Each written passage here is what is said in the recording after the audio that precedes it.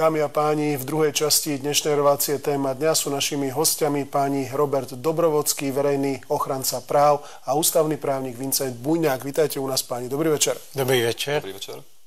Ako vidíme aj v našom headlineovom titulku, budeme sa rozprávať o darovaní MIGov na Ukrajinu, o tom jednom aspekte, ktorý o právnej analýze, ktorá mala podporovať vlastne toto darovanie našich stíhačiek smerom na Ukrajinu. Ukazuje sa, pán Dobrovodský, že tá analýza nie je, alebo ako to vlastne dopadlo, lebo bývalý minister obrany tvrdí, že existuje, opieral sa o ňu dokonca aj v následujúcich tlačových konferenciách, tvrdí, že tie dokumenty niekde sú. Vy ste požiadali ministerstvo obrany s výsledkom akým? No tu je dôležité, pán redaktor, povedať, že nie verejný ochranca práv žiadal tú analýzu, ale ku mne sa ten prípad dostal tak, že občan využil svoje právo na informácie, požiadal ministerstvo obrany aj na základe tlačových konferencií pána ex-ministra o tú analýzu. To znamená, on realizoval svoje právo a keďže tú informáciu nedostal, tak sa obrátil na verejného ochrancu práv, na to som, aby som chránil ústavné práva. Ja ako verejný ochranca práv som potom využil svoje kompetencie a žiadal som ministerstvo o súčinnosť. Ministerstvo, vyjadri sa mi k tomuto. Ministerstvo obrany mi odpísalo: nemáme, pán ombudsman, túto analýzu, preto sme rozhodli tak, ako sme rozhodli, že sme informáciu nesprístupnili. To je v tej 211 napísané, že vám môžu sprístupniť len informáciu, ktorú majú k dispozícii, a teda keď tvrdia, že ju nemajú, tak čo sa z toho dá vyvodiť? Neexistuje, alebo sa mohla stratiť, alebo čo môže byť za tým? Platí taký princíp, že štát má dať všetko, čo má. Čo mám na stole, na papieri, na disku, na nejakom nosiči. Ak je to informácia, to znamená nejaká myšlienka, idea zachytená na substráte, tu musí štát vydať. Samozrejme sú tam nejaké výnimky, utajovaná skutočnosť, ale ministerstvo obrany mi neavizovalo, že nesprístupnilo analýzu kvôli tomu, že je to klasifikované ako utajovaná skutočnosť. Tu mi ministerstvo odpisovalo: nemáme, nedáme. Jednoducho povedané. Ako sa na to pozeráte vy, pán Bujňák, z hľadiska ústavného práva? Stotožňujete sa s názorom, že ministerstvo v tejto veci porušilo zákon, dokonca ústavu? Mňa vzniknutá situácia veľmi mrzí aj kvôli tomu, že môj občiansky postoj je jednoznačný. Ukrajina je obeťou ruskej agresie a je v našom najlepšom záujme, aby sa hranice v Európe nemohli meniť bez súhlasu dotknutého štátu. Ale tieto ústavnoprávne aspekty nemôžu brať do úvahy ten občiansky aspekt, to znamená občiansky postoj. My musíme vychádzať z toho, čo je napísané v ústave, v zákonoch, v judikatúre ústavného súdu, v právnej doktríne. To sú pramene, ktoré môžeme používať. A práve ministerstvo obrany samotné rozhodlo, keď občan požiadal o sprístupnenie tejto právnej analýzy, že jednoducho takáto právna analýza nie je k dispozícii a v žiadnej zaznamenanej podobe nie je k dispozícii. To znamená ani v elektronickej podobe, ani v písomnej podobe, ani v akejkoľvek inej podobe.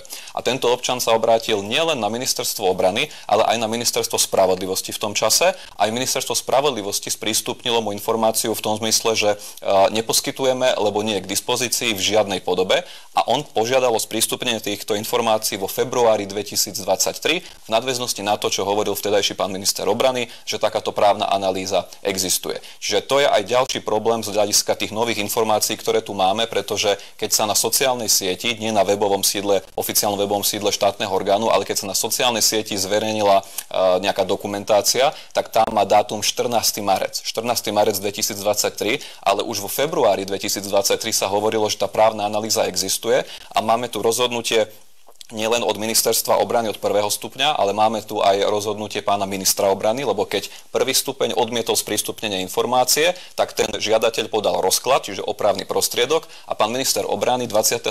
apríla 2023 potvrdil rozhodnutie prvého stupňa, čiže k 25. aprílu 2023 minister obrany sa podpísal pod rozhodnutie, v ktorom hovorí, že takáto právna analýza nie je k dispozícii v akejkoľvek zaznamenanej podobe, a keby si to chcel ktokoľvek overiť, tak mám tie dokumenty k dispozícii, môžem to poslať komukoľvek, kto sa na mňa obráti. Dobre, takže stotožňujem sa s tým, čo povedal pán ombudsman, porušenie zákona, porušenie ústavy. Teraz nám to povedzte trošku ľudským občianskym jazykom, ešte stále teda v právnej hantírke, ako to teda má občan chápať. Pán minister tvrdil, že nejakú právnu analýzu má.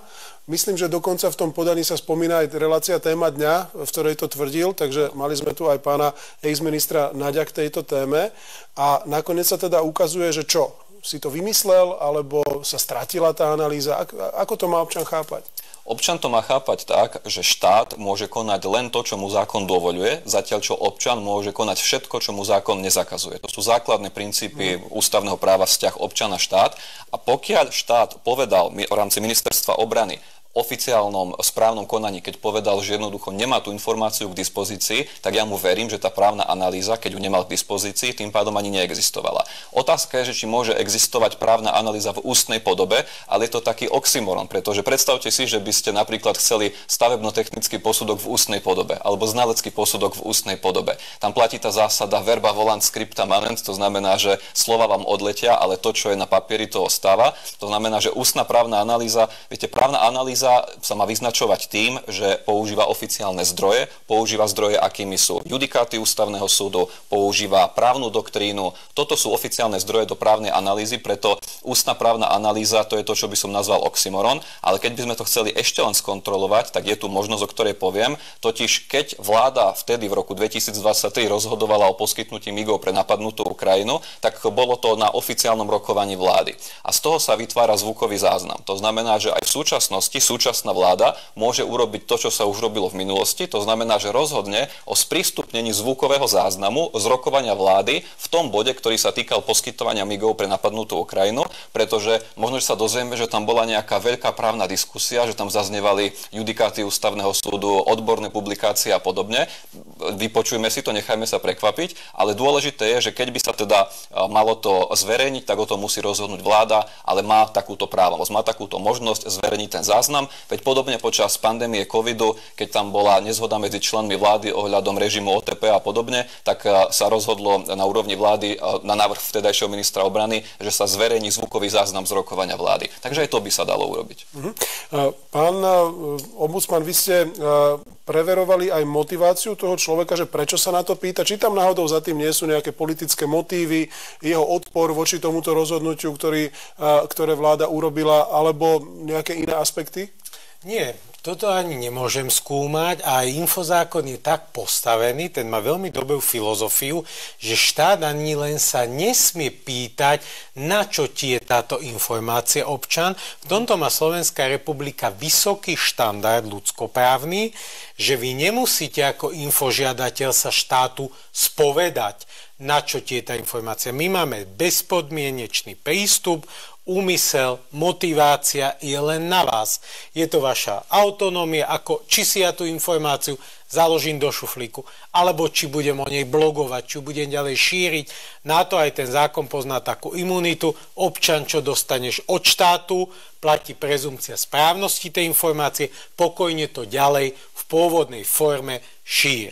To znamená, ja som ten posledný ako verejný ochranca práv, aby som ešte svojich podávateľov kontroloval, pýtal sa ich. Nie, to je jeho privátna záležitosť. A na to je vlastne ten infozákon, aby občania mohli kontrolovať štát, samosprávu, aby zbierali legálne informácie o tom, čo pre nich robí štát, lebo suverén je nakoniec občan. A právo na informácie mu pomáha zbierať informácie o aktivitách štátu a možno aj ten pán, ktorý sa na nás obrátil, chcel spoznať právny základ tej transakcie darovacej. No na to sme sa pýtali vtedy viacerí. Pán Heger sa obhajoval mravným zákonom, keď si správne spomínam, keď sme ho sa snažili nájsť v zbierke zákonov, bol to pomerne veľký problém. Pán Naď sa odvolával na chartu OSN, to nestačí na to, aby sme mohli nadobudnúť istotu, že všetko bolo správnym poriadkom? Tam bol problém nie v tom, že či vláda mohla poskytnúť migy, ale že či odvolaná vláda s obmedzeným rozsahom právomocí, taká vláda, ktorej predtým v decembri 2022 bola vyslovená nedôvera a parlament povedal, že má odísť, lebo parlament, keď vám vysloví nedôveru ako vláde, to znamená, že máte odísť, či odvolaná vláda mohla toto urobiť. No a my máme v ústave článok 7 odsek 4, tak každý si to vie skontrolovať, je tam napísané, že na platnosť medzinárodných zmluv vojenskej povahy je potrebný pred ratifikáciou predchádzajúci súhlas Národnej rady. Parlament súhlas vysloví a potom môže byť tá medzinárodná zmluva ratifikovaná. A tu bol práve ten problém, že tá právna analýza mala vysvetliť, prečo odvolaná vláda nepovažuje poskytnutie všetkých našich stíhačiek pre napadnutú Ukrajinu s cieľom pomôcť nášmu susedovi, aby to ovplyvnilo výsledok vojny. Prečo to nepovažuje za medzinárodnú zmluvu vojenskej povahy? Pretože keď sa na to pýtali, alebo keď k tomu robili stanoviska aj iní ústavní právnici, spomeniem mojich ctených kolegov, pán profesor Tomáš Ďalík, pán docent Radoslav Procházka, bývalý sudca ústavného súdu, pán docent Jan Drgonec. Rovnako naša právnická fakulta mala právnu analýzu, ktorú si vyžiadalo zastúpenie Európskej komisie na Slovensku k právomociam odvolanej vlády. Toto sú všetko veľmi silné mená, to sú predstavitelia slovenskej doktríny ústavného práva. Všetci sa zhodovali na tom, že ide o medzinárodnú zmluvu vojenskej povahy, rovnako pán docent Marek Káčer ešte vyjadril pochybnosti o tom, ale na druhej strane jednoducho chýbala odpoveď. Tam chýbala akákoľvek aj snaha o tú odpoveď, pretože vyzeralo to tak, ako keby tá odvolaná vláda považovala všetkých týchto ľudí za akýchsi nepriateľov štátu. To znamená, že ten, kto má názor, že je tu medzinárodná zmluva vojenskej povahy, že ako keby robí problémy. Hej? A pritom to tak vôbec nebolo, pretože tu išlo o to, aby sa dodržala ústava. Pretože keď sa prestane v štáte dodržiavať ústava, tak to je základný problém, potom už budú sa aj porušovať ľudské práva. To znamená, toto vaše rozhodnutie, pán ombudsman, môže byť čriepkom v celej tej mozaike, ktorá opäť môže ukázať ten celý obraz, či vôbec to darovanie bolo legálne, alebo nie. Je tá právna analýza nejakým základným kameňom, na základe ktorého tá vláda teda údajne konala, a ak tam ten základný kameň chýba, tak je to vlastne celé postavené na vode? Moje rozhodnutie v tejto veci sa vôbec netýka polemiky o tom, čo na tom papieri je zachytené. Toto, čo povedal pán doktor a doktrína ústavného práva, to bola aj ich úloha posudzovať to. Ja ako verejný ochranca práv som len povedal, ministerstvo malo si dať to, čo občan pýtal. Ak si nedalo, tak si porušilo ústavné právo občana. Ja som nepolemizoval o tom, či vláda vtedajšia mohla, nemohla dať. Jednoduchá otázka. Dajte mi informáciu, občan si pýtal, nedali mu ju. Ja som tvrdil, že ju mali dať. Ďakujem pekne. Ako sa na to pozeráte vy, pán Buňák? Chýba tu zrazu nejaký základný kameň tej vystavanej argumentácie, na základe ktorej naozaj prišlo k odovzdaniu našich migov Ukrajine? Ako sa hovorí v knihe je napísané, že na začiatku bolo slovo. A tuto na začiatku bolo vyjadrenie vtedajšieho pána premiéra, ktorý povedal, rozumieme, že sú tu pochybnosti, tak zavoláme si ústavných právnikov a ústavní právnici nám k tomu urobia právnu analýzu. Ale jednak tá právna analýza teda vôbec nebola, keď pokračoval ten proces. A to, čo som sa dozvedel dnes z tlačovej konferencie pána exministra obrany, tak on hovorí, že pod právnou analýzou je podpísaný vedúci sekcie legislatívy na ministerstve obrany, ale práve ja mám k dispozícii rozhodnutie podľa infozákona, kde je vedúci sekcie legislatívy podpísaný a kde sa podpísal pod rozhodnutie, kde hovorí, že tá právna analýza nie je k dispozícii, lebo nie je zaznamenaná v žiadnej podobe. Čiže toto rozhodnutie je oficiálnym rozhodnutím, ktoré má spisovú značku, poskytnem ho komukoľvek, kto si o neho požiada. To znamená, že tam na začiatku, keď chýba takéto riadne vysvetlenie, tak určite to ovplyvňuje potom aj celý proces, ale je pravdou, že finálne slovo k tomuto vie dať ústavný súd, pretože ústavný súd máme špeciálne konanie v rámci ústavy, je to 125a, článok 125a ústavy, je to konanie o súlade dojednanej medzinárodnej zmluvy s ústavou. A je tam napísané v ústave, že predtým, ako vláda predloží na rokovanie Národnej rady takúto medzinárodnú zmluvu, tak dva subjekty, ktoré sú na to aktívne legitimované, môžu požiadať ústavný súd, aby preveril, či tá medzinárodná zmluva je v súlade s ústavou. A dva subjekty sú vláda a prezident.